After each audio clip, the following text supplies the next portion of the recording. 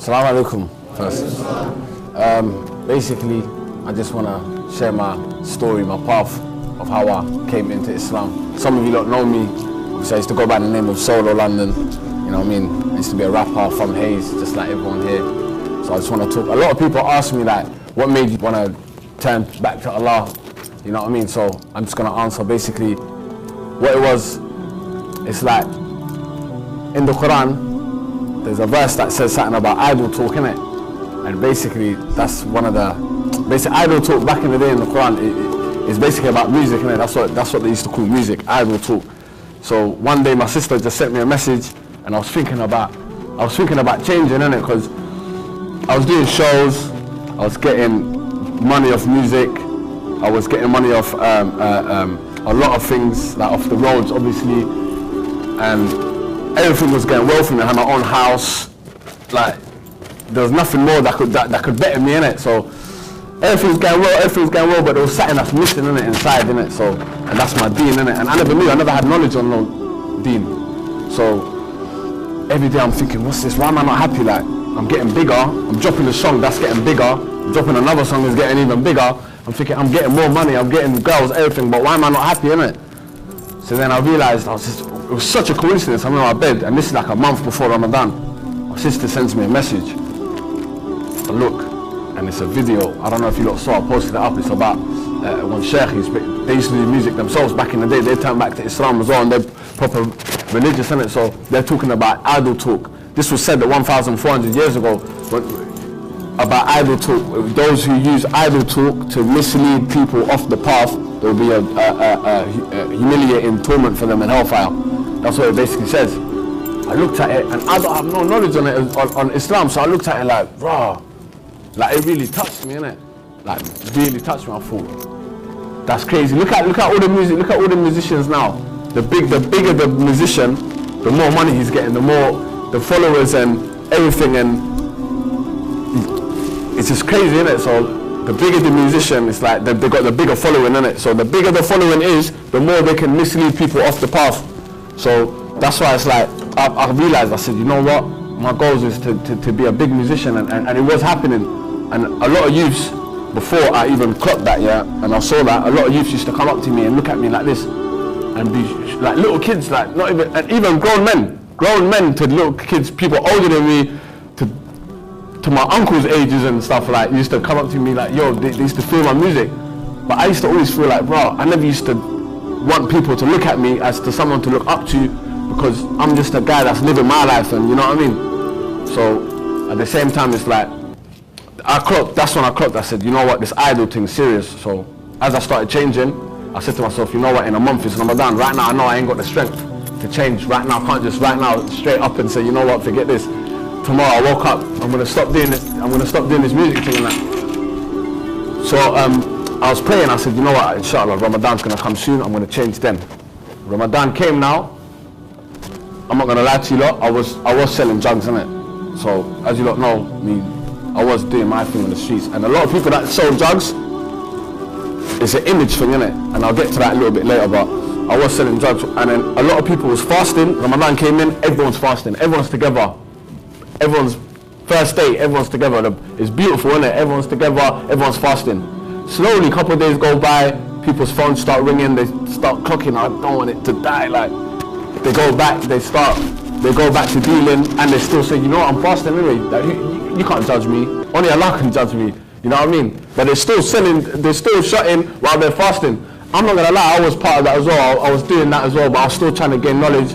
Then I clocked, I said, you know what, I can't do this. Like, if I'm going to try to give up something for the sake of Allah, I can't do it on a half-hearted thing. You know what I mean? I can't carry on doing what I'm doing. Obviously it's Ramadan, I'm not going to carry on doing music, I'm going to stop. But I was certain as well, so I thought, you know what, I can't. I stopped that as well.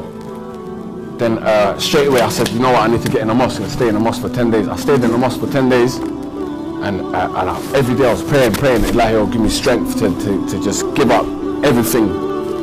And yeah, alhamdulillah, everything got given up, you know what I mean? I announced it, I just said, yeah, I've stopped.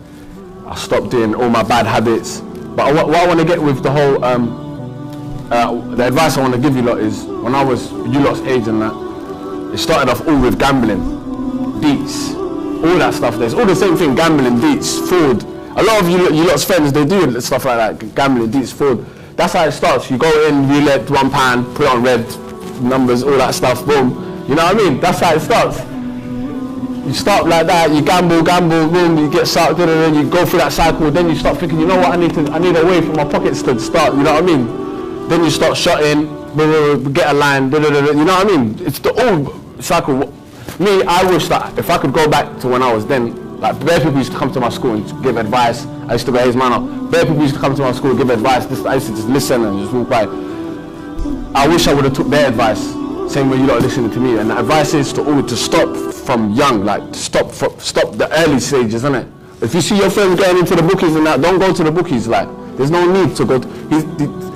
People that I used to, when I was a little kid, and I used to go to the bookies, yeah, the older lot that used to go into the bookies are still in the bookies today. Until now, they're still now, and I've gone through everything, trying to find myself. Gone through everything, taken flights to find myself, everything. They're still in the bookies today. So gambling is 100% gonna break you, innit? It's break you, innit? Or it's gonna make you make dumb decisions, innit? So you're gonna start shotting this, that. And these people that you're seeing driving big, nice cars, a lot of my friends, you don't know my brethren and that. A lot of these guys that's driving nice cars and you lot looking at them thinking, wow, this is the way to be, like this. I'm trying to be like my man. This guy here is competing with all these other brethren that's got nice cars. It's a competition, who's going to last the longest. But how long are you going to compete for until you're dead? You know what I mean? So all these people are just competing, like, you think they've got nice money and they're nice, oh, this guy's chilling, this, that. He's not, he's skating on thin ice. He's just trying to live that, he's trying to maintain that life. He's trying to have that nicest garms and everything to look good. So everyone be like, yeah, he's still doing his thing. Oh, man. You know what I mean? Like, so it's just this. It's all a competition, isn't it? With with the dunya thing and the people that shot in, and with trapping, it's just the whole lifestyle that just keeps going round and round. Money going up and down, up until you're older. I'm saying if you're gonna start shotting now, don't think it's gonna be something you're gonna be doing for a year and stop, or 2 years and then I'm gonna have enough money to retire or this, that. It's not that. Everyone's got plans when they start shotting. Oh, I'm gonna make 65 bags, 65,000, or I'm gonna make 20,000 and then stop. And then what? You know what I mean? Start a family with that money, or you know what I mean? That's haram money at the end of the day. But then when you say I'm gonna stop, you're gonna wanna get into the deen and practice a lie, because we're all Muslim, alhamdulillah. You're gonna wanna practice. But then you're gonna look into the deen and clock that these whole years that I was chasing this haram money, and now that I've looked at the deen now and it says the madness about haram money and how much of no ajr it is, you're going to look at that money that you've been chasing for years and think, you know what, that was a waste of 15 years of my whole life. Everything that I've been through, all the friends that I've lost, all of the madness that I've done, all of the bad deeds that I've done, that was a waste of all them years, 15 years of this money that I have. And you imagine you just give it to charity. So you wasted like 15 years for nothing. So yeah, I don't want to speak too much about it, but alhamdulillah, Allah gave me the strength for me to. I was making dua. Dua is one of the most powerful things I give you lot. If you got, and it's about your friends as well. If you got friends, obviously you love them as brothers, isn't it? We all love each other, you know what I mean? If you got friends that you thinking this guy Hoti, he's a bit too mad going that way, just make dua for him, man. Sincere dua for him, and just give each other advice, innit? Instead of this guy here, he's the cool guy, so he's leading the crowd. And this, that, you know what I mean? I'm going to follow what he does, you know what I mean? Or I'm going to go where he's on, or he's the guy with the motives, he's the guy with the deets, he's the guy with the money, you know, he's the guy with the car. Don't, you know what I mean? Don't follow that guy, that's the guy, that guy don't know what he's doing himself. That guy that's got the deets, the money, and he's got the girls, he don't know what he's doing himself, he's confused. It's all a show, it's all a show. So what I'm trying to say is, wallahi, just one thing we need to hold on to is our prayers, inshallah. If we pray, you know what I mean, that's when surely with the remembrance of Allah, that's where our hearts find ease, in it. That's where the real ease is, in it. So anything else that's outside of here, and these people standing outside here, it's just people smoking and all of that, there's nothing in there, man. Nothing in there, it's just a circle. So that's my little advice for you lot today. hope we've been helpful. Like, inshallah, was helpful for any of you lot, and it cleared up anything for you lot on. And yeah, that's about it. Assalamu alaikum wa rahmatullah. Has anyone got any questions? Yeah, I have a question. When you were in the music scene, Yeah. you always, I spoke to Allah, correct? Yeah.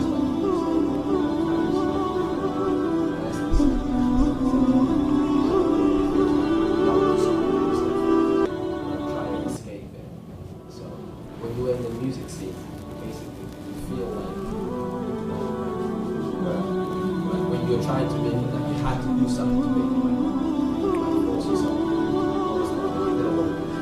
it, Of course, because in order for you to get a bigger audience, you need to do other stuff, such as like you need more commercially stuff.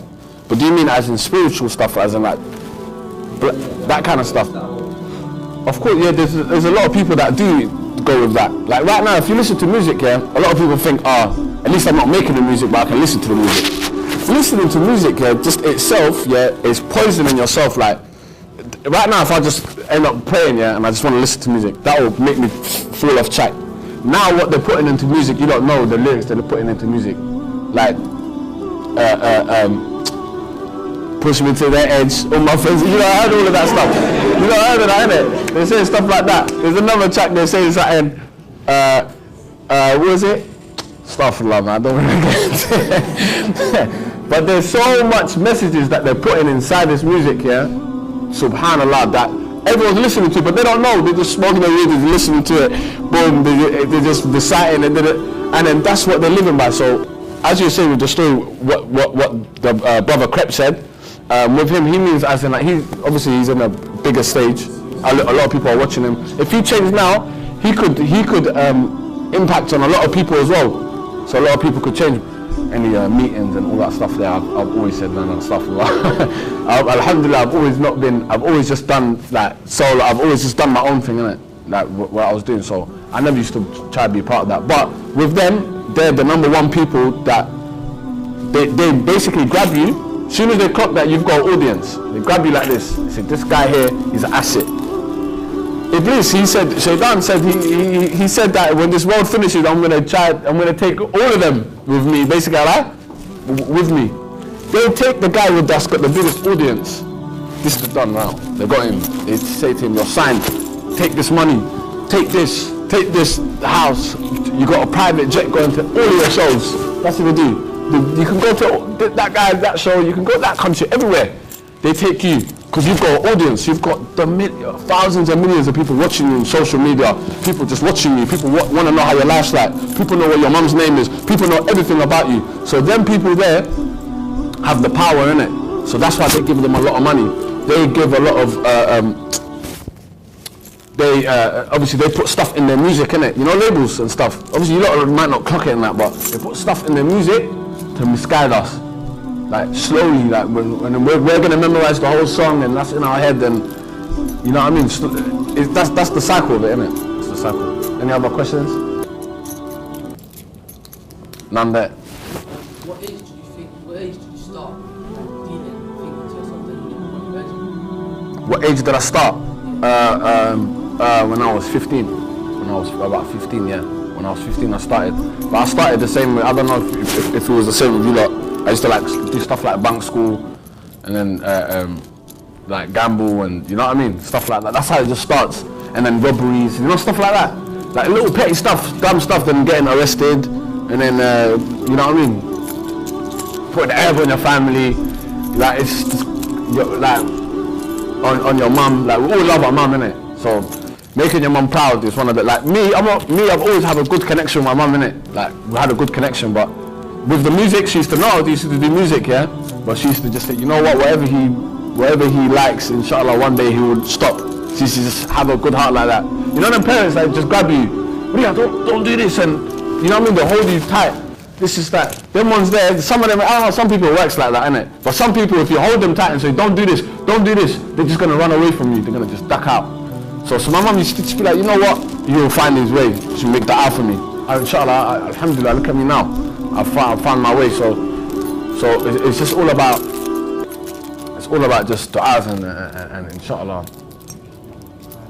Jazakallah khair.